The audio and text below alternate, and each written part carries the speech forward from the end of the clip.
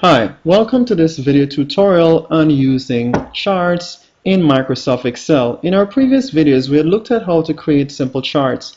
In today's video, we'll look at how to use the chart tools and the options you have to work with. So once you create a chart, you will have chart tools. Under chart tools, you have two options, design and format.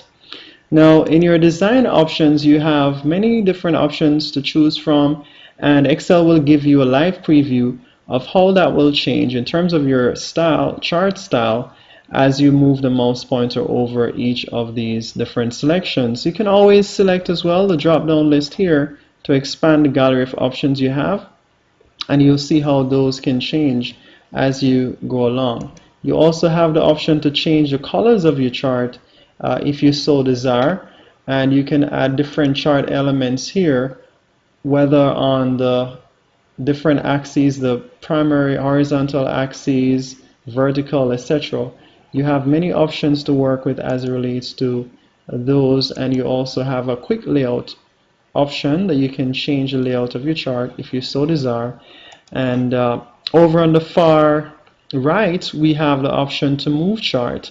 You could move the chart to a new location if you so desire as well.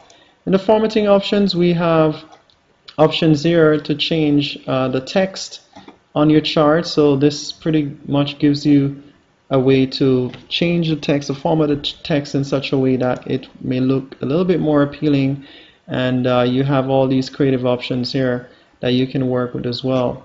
And of course, your shape style option for the actual bordering of your chart, you can change all of that, color, fill color, outline, etc., and so on. So I hope that this video has kind of helped you as it relates to seeing additional options that you can have to work with your chart in terms of formatting. There is always the right click menu option as well, so you can always right click on your chart and you have additional options as it relates to formatting or moving or editing your chart in some way.